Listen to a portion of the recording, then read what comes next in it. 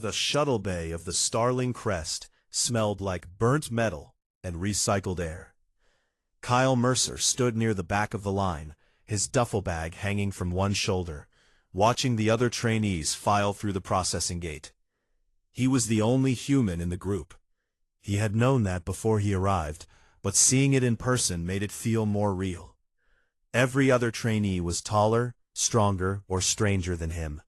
The Vryn stood on 4 legs and had armored shells that clicked when they moved. The Orath were made of living crystal, their bodies catching the light and throwing tiny rainbows across the walls.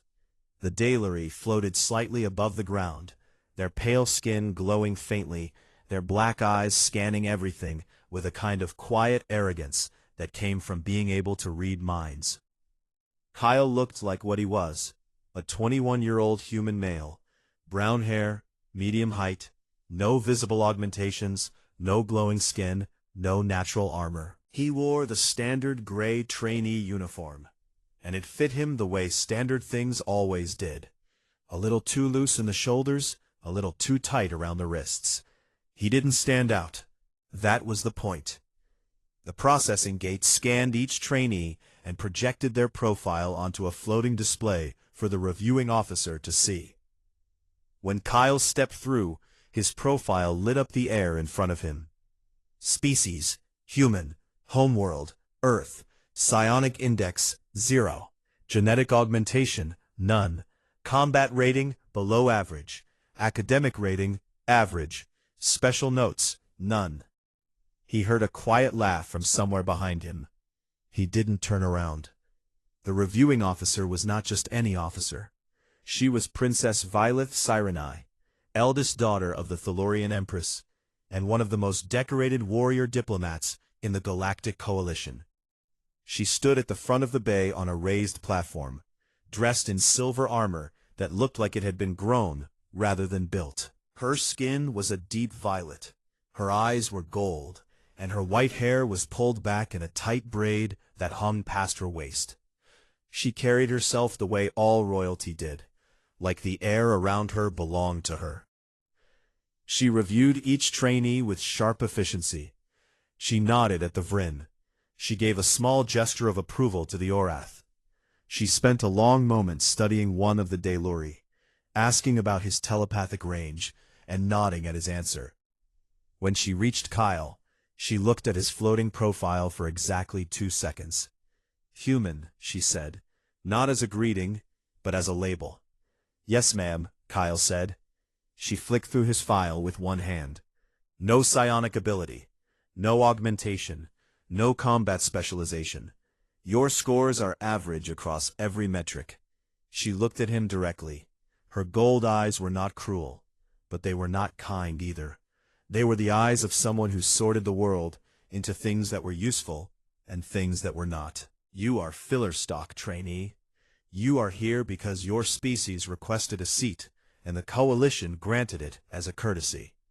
Kyle said nothing. He held her gaze, which seemed to surprise her slightly, but she moved on without comment. Sanitation and cargo support, she said to the officer beside her. Deck 7. And that was it.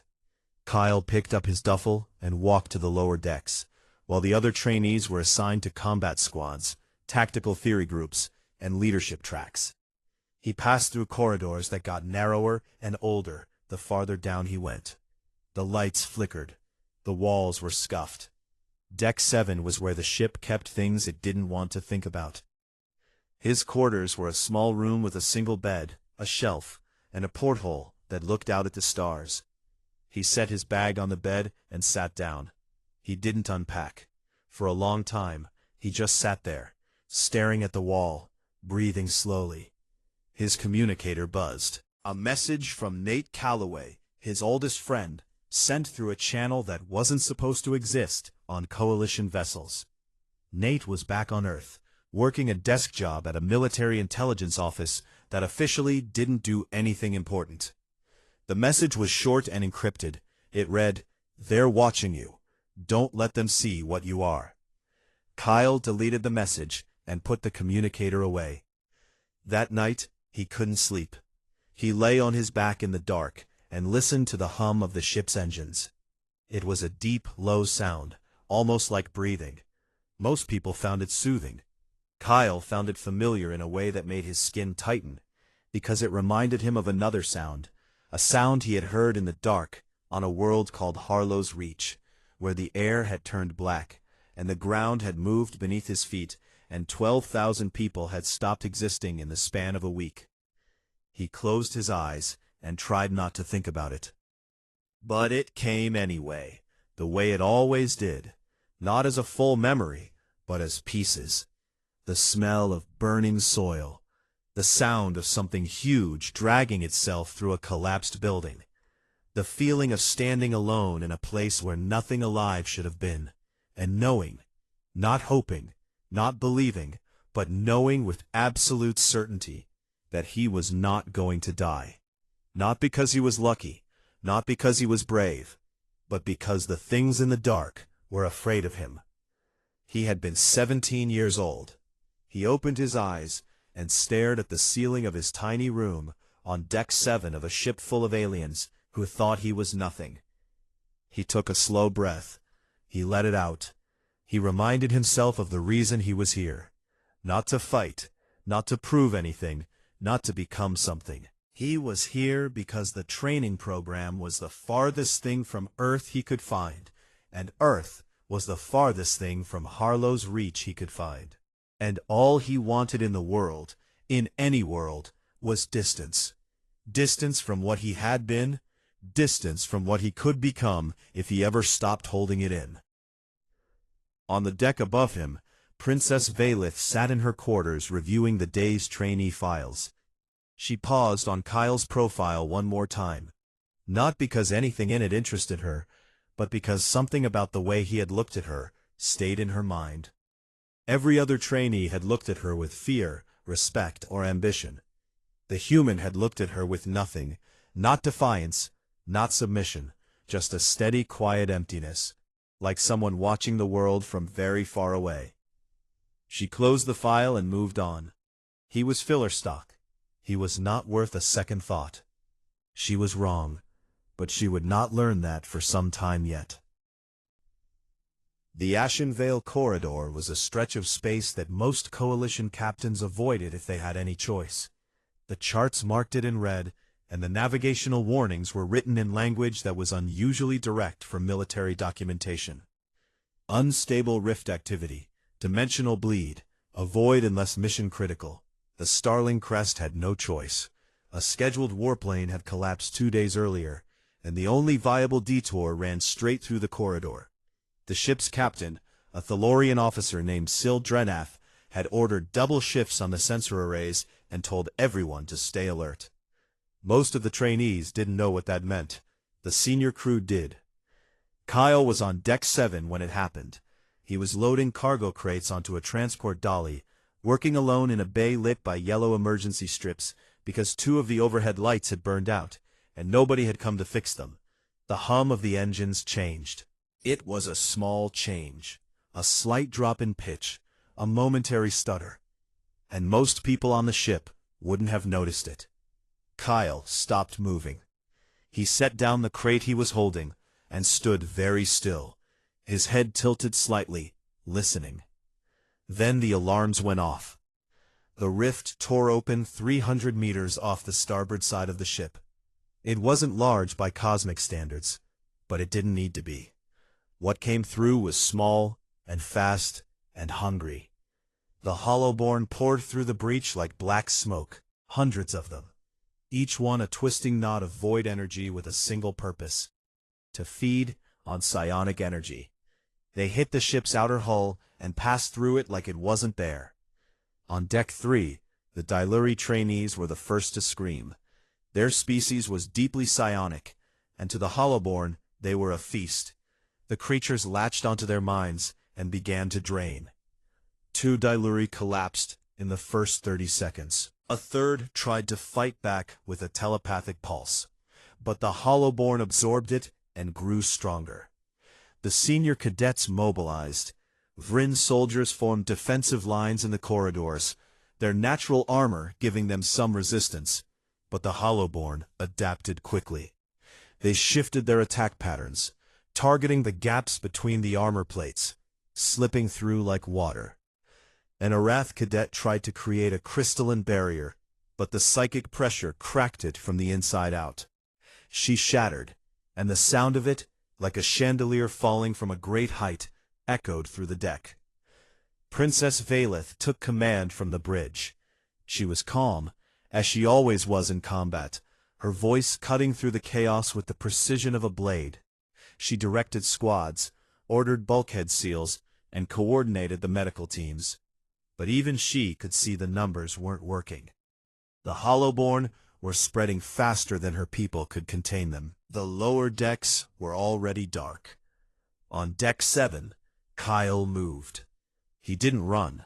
He walked with purpose through the cargo bay, pulling open a maintenance panel and studying the ship's internal schematics that were printed on the inside of the cover. He traced the air circulation routes with his finger. He found what he was looking for, a junction point where 3 ventilation shafts met, creating a natural bottleneck. If the Hollowborn were moving through the ship the way predators moved through a hunting ground, they would follow the paths of highest psionic concentration. And those paths all converged 2 decks above him. He sealed the bulkheads on Deck 7 manually, using override codes that he shouldn't have known, but did. He rerouted the emergency power from the cargo systems to the ventilation fans, reversing the airflow in the junction and creating a pressurized choke point, a corridor where the atmosphere was compressed to 3 times normal density. The Hollowborn were void creatures. They existed partially outside of normal space. Dense atmosphere forced them to become more solid, more present, and more vulnerable. Then he pulled a cargo strut from a damaged rack, snapped it at the joint to create a sharp edge, and walked into the dark. The Hollowborn came through the junction in a stream of black, writhing shapes. In the compressed air, they were slower. Their forms were more defined. Kyle could see them clearly. Eyeless, faceless things that moved like torn fabric caught in a wind that didn't exist. They sensed him. He had no psionic energy for them to feed on, but they were predators, and predators noticed things that didn't belong. The first one lunged at him. He sidestepped and drove the sharpened strut through its center mass. It came apart like wet paper. The second and third came together. He dropped low, let them pass over him, and struck twice, once left, once right, without looking. They fell. He moved through the junction corridor like he had done this 1,000 times before. There was no wasted motion, no hesitation, no fear. Each strike was placed exactly where it needed to be, with exactly the force required. He didn't shout. He didn't breathe hard. His face was blank, and his eyes were open and steady, the way a man's eyes look when he is doing something that comes to him as naturally as breathing. When a squad of senior Vryn cadets finally cut through the sealed bulkheads and reached the junction, they found Kyle standing at the far end of a corridor lined with dead Hollowborn. There were 43 of them. He was holding the cargo strut at his side, the sharp end dark with void residue. He wasn't wounded. He wasn't even breathing hard. The Vryn squad leader stared at him for a long moment. Then he activated his communicator and reported to the bridge. Junction 7 is clear. 1 combatant. Human trainee. No casualties. There was a pause on the other end. Princess Verith's voice came through, flat and controlled. Repeat that. 1 human trainee. 43 Hollowborn dead. No casualties. The line went quiet for 5 full seconds. Then Verith said, "Bring him to me." Kyle was escorted to the bridge. He didn't resist, didn't speak. When he arrived, Verith was standing in front of a wall of security displays. She had already pulled the footage. She watched it twice while he stood there. The third time she slowed it down, studying his movements frame by frame. She didn't look at him when she spoke. "Where did you learn to fight like that?" "I didn't learn," Kyle said. She turned to face him. Her gold eyes were sharp, searching. "That is not an answer. It's the only one I have." She studied him, the way she might study a weapon she didn't recognize, with caution and deep interest. "Reassign him. Field trainee, effective immediately. Full access to combat training rotations." She paused. "And seal his personnel review. I want no one reading his file without my authorization." Kyle nodded once and left the bridge. As he walked back through the damaged corridors, past repair crews and medics and trainees who were still shaking from the attack, nobody looked at him. They didn't know what had happened on Deck 7. Not yet. But Verith knew, and for the first time in a very long career built on certainty and control, the princess did not know what to do with what she had seen. The human had no psionic ability, no augmentations, no training that appeared in any record. And yet, he had walked into a corridor full of void predators and taken them apart with a piece of broken metal, moving with the kind of calm, precise violence that she had only ever seen in soldiers who had been fighting for decades. He was 21 years old. She watched the footage one more time, alone on the bridge, and then she deleted her viewing log. Some things, she decided, were better kept quiet until she understood them. Verith Prime was old. Not old the way Earth was old, with its layered stone and buried bones. Old the way a living thing is old, aware of its own age, heavy with it, patient because of it. The planet had been a protected sanctuary for over 10,000 years. No one was allowed to settle there. No one was allowed to hunt there. The creatures that lived in its jungles and mountains and deep ocean trenches had evolved without interference, and they had become something that the galaxy treated with a kind of religious respect. The crucible trials had been held on Verith Prime for centuries. Every generation of coalition trainees was sent down to the surface to survive in the wild for 5 days, with no weapons, no technology beyond a basic locator beacon, and no rescue unless they triggered an emergency signal. It was supposed to test leadership, endurance, and the ability to think under pressure. In practice, it mostly tested whether or not you could keep yourself alive in a place where everything was designed to kill you. The trainees were divided into teams and dropped at different locations across the thorn-veiled jungle, a dense, hot, impossibly green stretch of land where the trees grew tall enough to block out the sky, and the undergrowth moved on its own. Kyle was assigned to a team led by Commander Drathic, a Vryn officer with a reputation for being aggressive and territorial, which were considered virtues among his species. Drathic had made it clear from the moment teams were announced that he did not want a human on his squad. "You will stay at the back," Drathic told Kyle as they descended in the drop pod. "You will carry supplies. You will not speak unless spoken to. If you slow us down, I will leave you behind." Understood. The team also included 2 Vryn cadets, an Orath named Crest, and a Delori named Pela, who kept glancing at Kyle with her large black eyes, as though she was trying to read him and finding nothing there. That seemed to bother her more than anything Drathic had said. They landed in a clearing, surrounded by trees that were wider than houses. The air was thick and wet, and it smelled like soil and something sweet that Kyle couldn't identify. Sounds came from every direction: clicks, hums, rustling, and occasionally a deep vibration that they could feel through the ground more than hear. The jungle was alive in a way that went beyond biology. It felt aware. The first 2 days went reasonably well. Drathic kept the team moving on a set route toward a ridgeline that would give them high ground and a defensible position. They encountered smaller creatures, fast, sharp-toothed things that hunted in packs, and tested the team's formation before retreating. The Vryn cadets handled them with practiced discipline. Crest created barriers when needed. Pela used her telepathy to sense approaching threats. Kyle carried the supplies and stayed quiet. On the 3rd day, everything changed. They were moving through a narrow valley between 2 ridges when the jungle went silent. It happened all at once, like someone had pressed a button. The clicking stopped. The birds went quiet. The undergrowth stopped rustling. Even the wind seemed to hold its breath.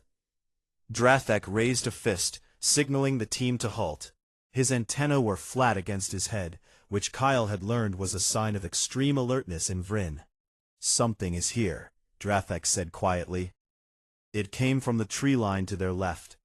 The sound arrived first, a low, rolling growl that vibrated at a frequency Kyle could feel in his chest.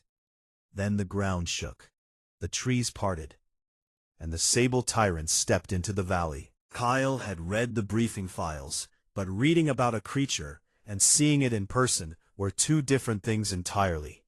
The sable tyrant stood 12 meters at the shoulder. It moved on 6 legs, each one as thick as a tree trunk, each footfall pressing deep into the earth. Its body was covered in plates of bioelectric armor that pulsed with a faint blue light, and its head was broad and flat, with a jaw that could close around a shuttle. Its eyes, 4 of them, arranged in a diamond pattern, were a deep, burning amber, and they were looking directly at the team. The Coalition had been studying sable tyrants for centuries.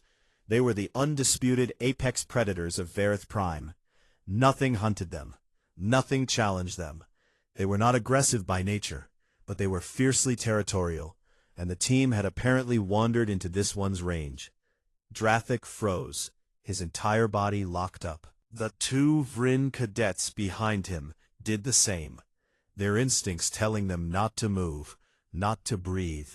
Crest, the Orath, began to vibrate, a stress response that in her species preceded structural failure. Her crystalline body was already showing hairline fractures. Pela tried to reach the creature's mind and recoiled immediately, clutching her head. "It's too strong," she whispered. "I can't. There's nothing to hold on to. It's just force, just raw will." The sable tyrant took a step closer. The ground cracked beneath its foot. Its bioelectric plates flared brighter, and a wave of heat rolled off its body. It opened its jaw slightly, and the growl deepened into something that wasn't just sound anymore. It was pressure. It was weight. It was the feeling of being very small in the presence of something that had never once in its life needed to be afraid of anything. Kyle set down the supply pack he was carrying. "Don't," Drathek hissed, still frozen. "Don't move." Kyle didn't listen. He stepped around the Vryn commander and walked forward. His boots pressed into the soft jungle floor. The sable tyrant's 4 amber eyes tracked him. Its jaw opened wider. The growl rose. Kyle kept walking. He didn't raise his hands in surrender. He didn't crouch to make himself smaller. He didn't run, didn't flinch, didn't show any of the signals that prey animals showed when faced with a predator. He walked toward the sable tyrant the way a man walks toward his own front door, calmly, steadily, as though he belonged there. 20 meters. 15. 10. The sable tyrant stopped growling. The silence that followed was the deepest silence any of them had ever heard. The entire jungle was watching. Every creature in the valley, from the insects in the soil to the predators in the canopy, had gone still. Kyle stopped 5 meters from the sable tyrant's head. He could feel the heat coming off its armor plates. He could see the fine cracks in the bioelectric surface where old battles had left their marks. He could hear the creature breathing, slow, massive breaths that moved the air around him. He raised one hand, palm open, fingers relaxed. The sable tyrant looked at his hand. Then it looked at his face. Its 4 amber eyes narrowed, and something passed between them. Not words, not thoughts, not any signal that the monitoring equipment could detect. It was older than language, older than thought. It was the thing that every predator in the universe understood, the silent agreement between creatures at the top of the chain. The sable tyrant lowered its head. Its bioelectric plates dimmed. It exhaled, A long, deep breath that smelled like ozone and warm stone, and it stepped to the side. The path was clear. Kyle lowered his hand. He turned around and walked back to the team. He picked up the supply pack and put it on his shoulder. "The path is clear," he said quietly. No one moved for a long time. Drathex stared at him with an expression that Kyle had never seen on a Vryn face before. It looked almost like fear. Pela was staring at Kyle with wide black eyes, and for the first time, she wasn't trying to read his mind. She was just looking at him the way everyone would soon be looking at him, as though she was seeing something that shouldn't exist. Miles away, in another part of the jungle, Princess Verith was watching a live feed from the monitoring satellites. She had been tracking Kyle's team as part of her routine review. She had seen the Sable Tyrant appear. She had reached for the emergency extraction button. She had never pressed it. She stood now, with her hands still hovering over the console, watching the replay of a human trainee walking up to the most dangerous predator on one of the most dangerous planets in the galaxy, and making it move. The Coalition scientists attached to the trial were already sending urgent messages. No psionic activity detected. No chemical agents.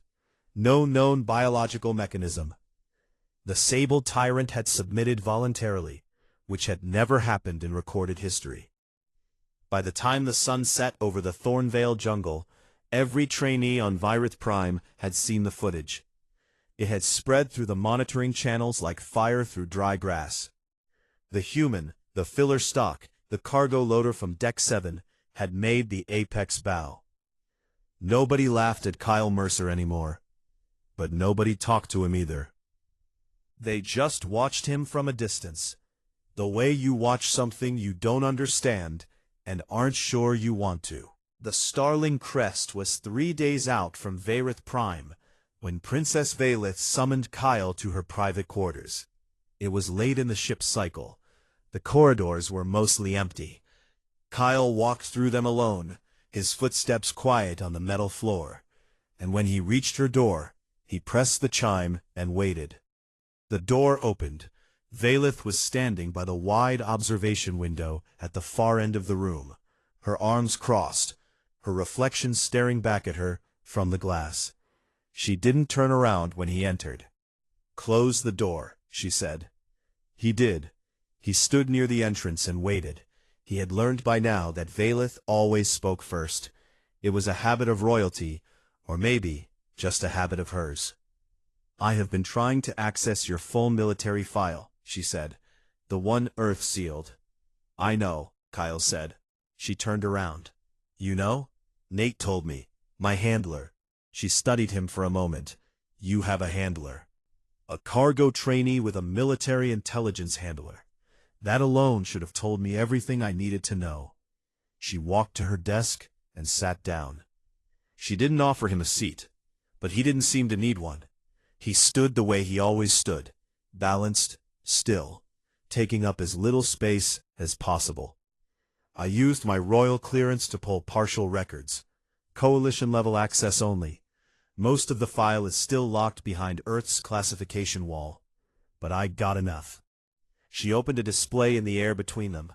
It showed a planet, small, brown-green, unremarkable. The text beside it read, "Harlow's Reach, Frontier Colony, population 12,000. Status, lost." 3 years ago, Verith said, this colony experienced what the Coalition calls a void bloom event, an incursion of extra-dimensional organisms that feed on organic matter.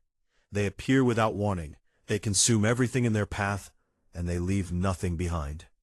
In the history of the Coalition, there have been 11 recorded void bloom events. Every single one resulted in total loss.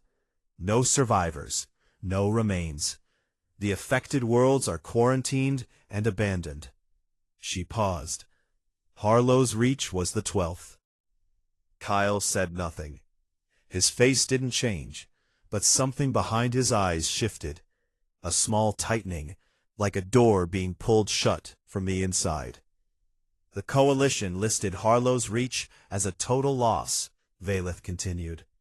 12,000 dead. Standard quarantine protocols applied. The file was closed. She looked at him directly. But the file was wrong, wasn't it?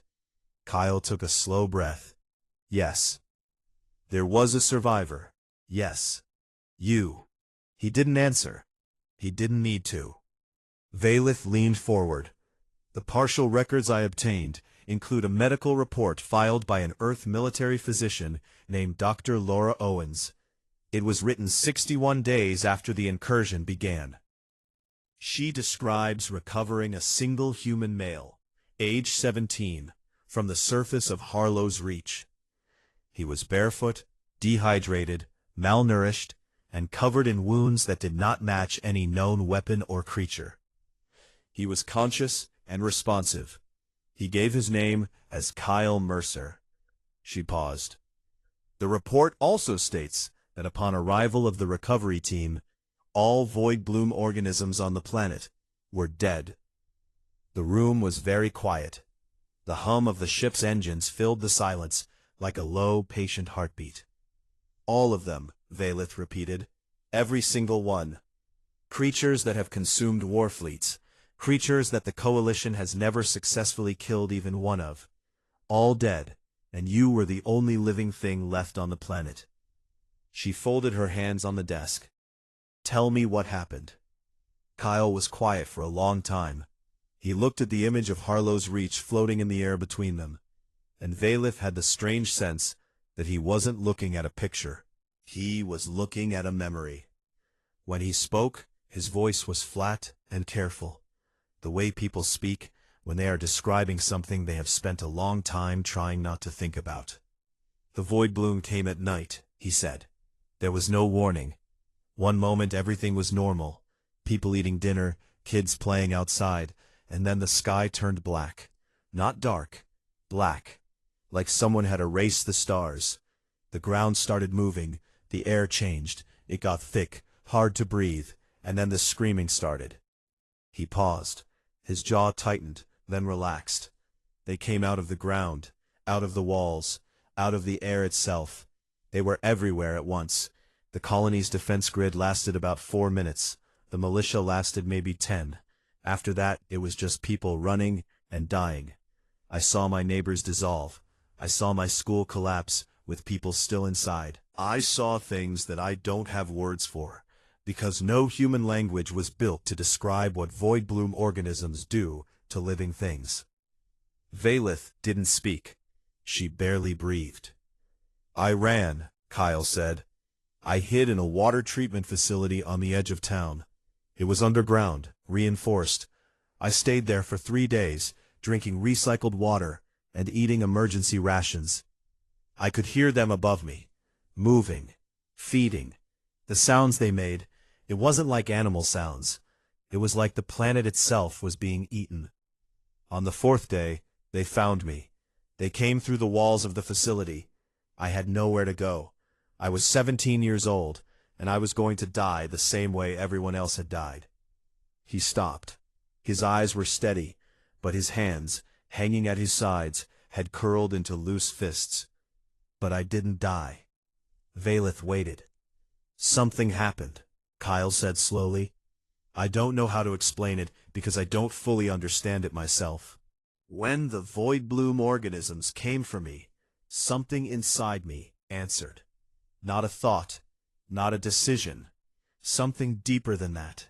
Something that had always been there but had never had a reason to wake up. He looked at her. They stopped. The ones closest to me just stopped moving. And then they started to pull back. Not slowly, fast, like they were afraid. After that, it was like a signal going out. Every void bloom organism on the planet felt it. Whatever I was putting out, it spread. It took weeks. I walked across the colony, across what was left of it, and everywhere I went, they died.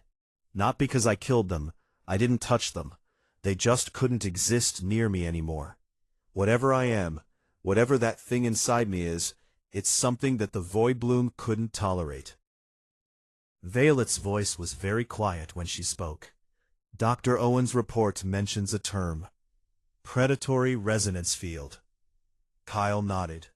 That's what they called it. The doctors on the recovery ship spent weeks scanning me. They found changes in my brain. Subtle ones. Nothing you'd see on a standard scan, but real. My neural architecture had shifted. They said my brain had adapted to the void bloom threat by developing an ability to project what they called a dominance signal. Not psionic, not chemical, something else. Something that operates on a level that their instruments couldn't fully measure. A frequency, Verith said. That's the closest word.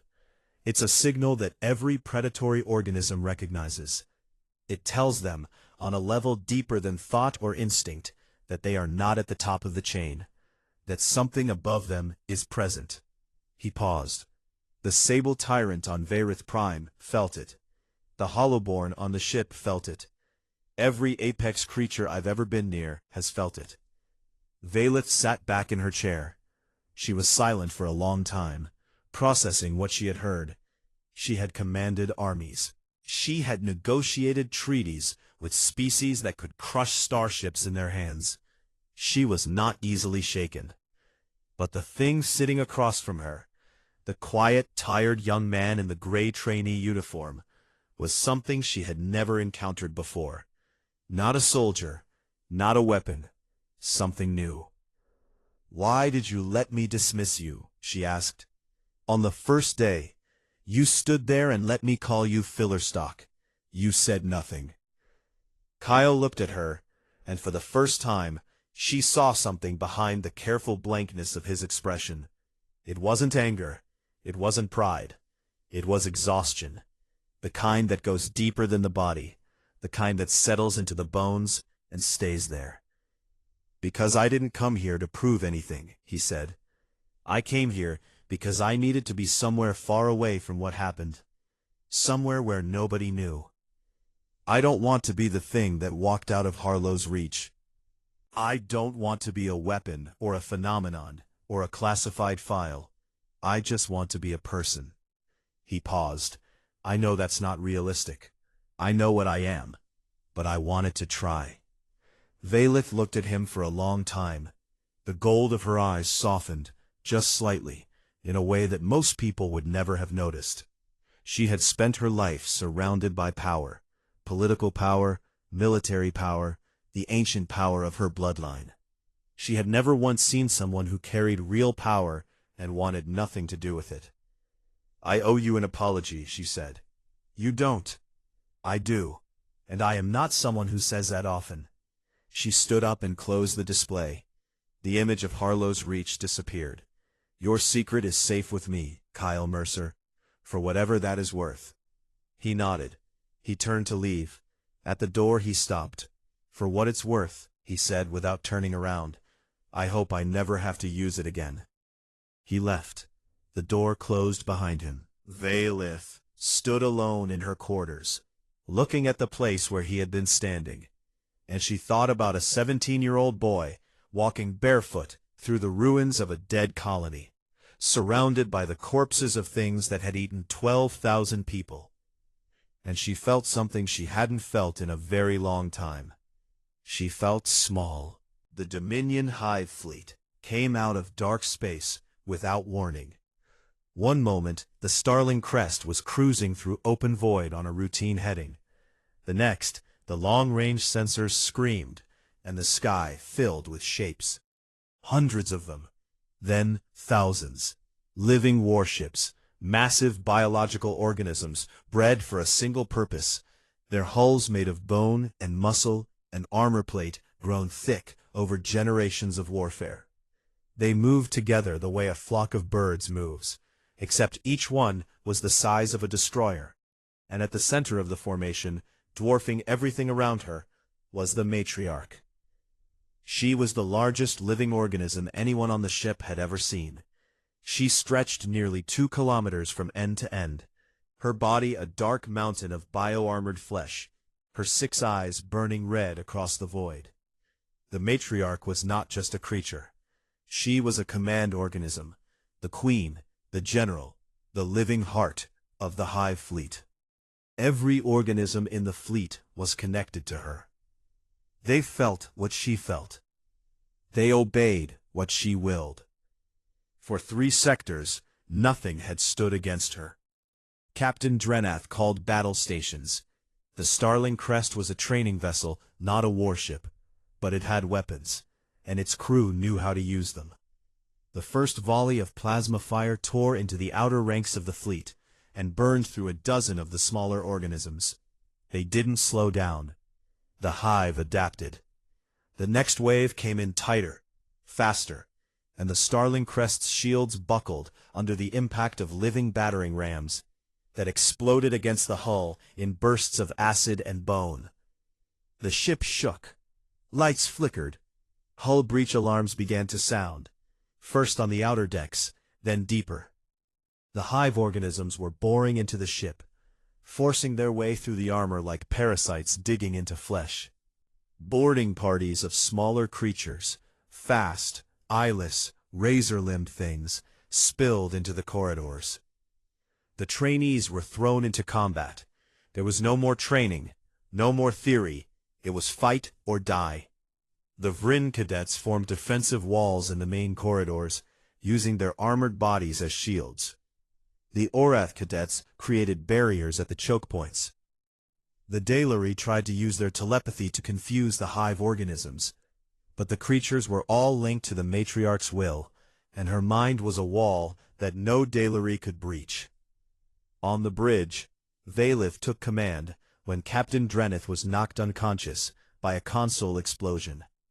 She stood at the center of the chaos, directing the defense with a voice that did not shake, even as the tactical displays showed the Hive fleet tightening around the ship like a fist. He had been posing as a low-level communications officer for months, but when the attack came, he dropped the cover.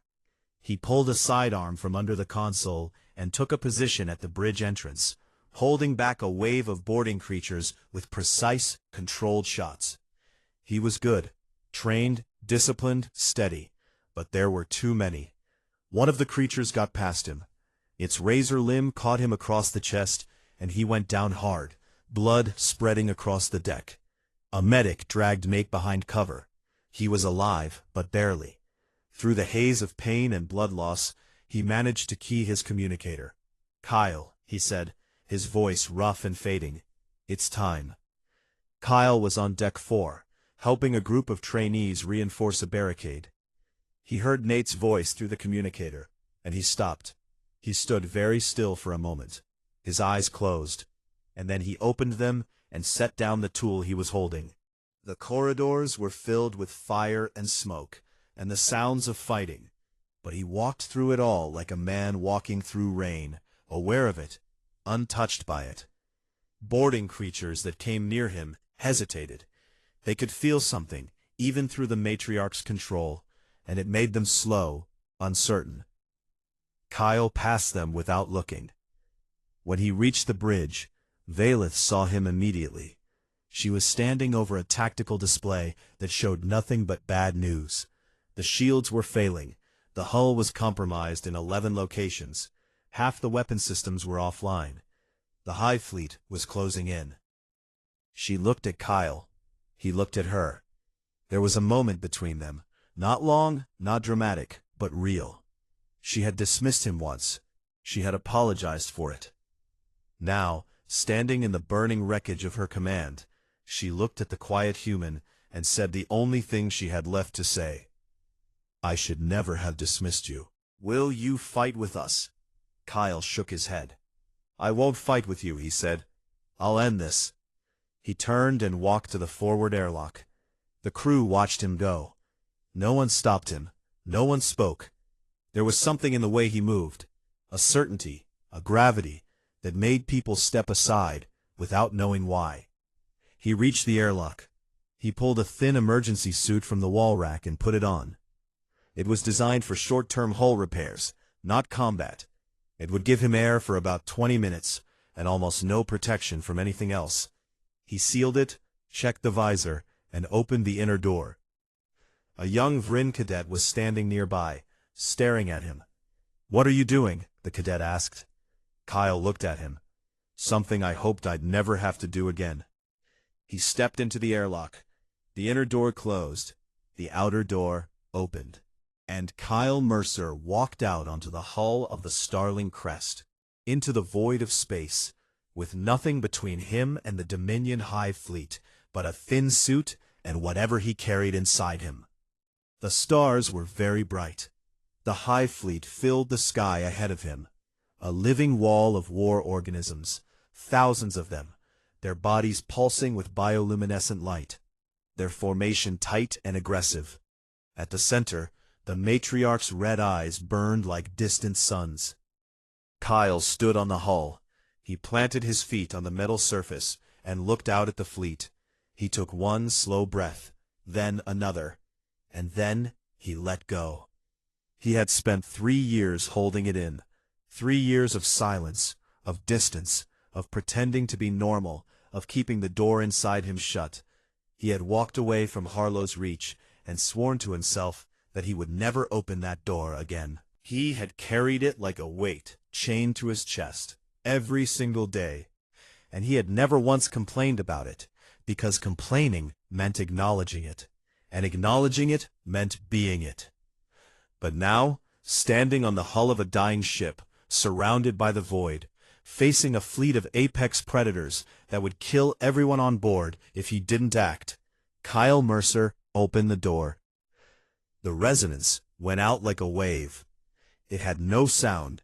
It had no light. The ship's instruments couldn't measure it. But every living thing in the fleet felt it, a signal so deep, so fundamental, that it bypassed thought, bypassed instinct, and spoke directly to the oldest part of every predatory brain in existence. It said, without words, without language, without anything that could be translated or resisted, "I am above you." The smallest organisms reacted first. The outermost ring of the fleet, scout creatures, fast and lightly armored, shuddered and peeled away. They broke formation and fled into the dark, their connection to the matriarch snapping like threads. The next ring followed, then the next. The war organisms, the heavy assault creatures bred for battle, slowed and stopped. Their bioluminescent lights dimmed, their weapon limbs lowered. One by one, they turned away from the Starling Crest and drifted, aimless, freed from the matriarch's control by something stronger. The matriarch felt it. She had never felt anything like it. For her entire existence, she had been the highest authority in her domain. Every organism obeyed her because biology demanded it. She was the apex. She was the queen. She was the end of every food chain she had ever touched. And now, standing on the hull of a tiny ship, a small figure in a thin suit was broadcasting a signal that told her otherwise. Her massive body moved through the void with terrible speed, scattering her own fleet, driving toward the source of the signal with the fury of a creature whose entire identity was being challenged. She came close, close enough that her shadow fell across the Starling Crest, close enough that Kyle could see the scars on her armored hide and the rows of teeth behind her open jaw. She stopped. The resonance was stronger up close. It wasn't aggressive. It wasn't threatening. It was simply true. And the matriarch, for all her rage and pride and power, could not deny it. For a long moment, predator faced predator across the emptiness of space. The matriarch's 6 red eyes looked down at the human on the hull. Kyle looked up at her. He didn't move. He didn't flinch. He stood there with the resonance pouring out of him like heat from a star, and he waited. Her enormous body folded slowly, her head lowering, her weapon limbs tucking against her sides. It was a gesture of total submission, the deepest surrender a creature of her kind could offer. No coalition species had ever witnessed it. No one had ever imagined it was possible. Behind her, the remnants of the Hive fleet drifted. Without her will to bind them, they were lost. They scattered into the dark, directionless, harmless. Kyle stood on the hull until the last of them was gone. Then, his legs gave out. He collapsed onto the metal surface, his suit's oxygen warning flashing, his body shaking with exhaustion. The door inside him was still open, and closing it again was like pushing a mountain back into place. The medical team pulled him through the airlock 4 minutes later. He was conscious, but barely. His nose was bleeding. His eyes were unfocused. 2 medics held him upright as they carried him into the ship. Every person in the corridor, every trainee, every officer, every crew member stood in silence as he passed. Nobody spoke. Nobody moved. They just watched him the way you watch something extraordinary, something that doesn't belong to the world you thought you knew. Princess Verith was waiting at the end of the corridor. When she saw him, she did something that no one on the ship had ever seen her do. She knelt. She lowered herself to one knee, her silver armor catching the emergency lights, and she bowed her head. It was a gesture reserved for the Thalorian Empress alone. No one outside the royal bloodline had ever received it. "I called you filler stock," she said quietly. Kyle, half-conscious, held up by 2 medics, managed a faint smile. "Don't worry about it," he said, his voice barely a whisper. "I get that a lot." They took him to the medical bay. When he woke up, Nate Calloway was sitting in a chair beside his bed, bandaged and pale, but alive. "You did it," Nate said. "Yeah," Kyle said, staring at the ceiling. "The footage is everywhere. Every coalition channel, every species has seen it." Kyle closed his eyes. "I know. You can't be invisible anymore, Kyle. I know that too." Within a week, the footage of the Hive fleet's submission had spread to every system in the Galactic Coalition. Council chambers debated it. Military leaders studied it. Scientists argued about it. Religious leaders called it divine. But among the common people, the traders, the colonists, the soldiers, the children watching from worlds across the galaxy, there was only one question.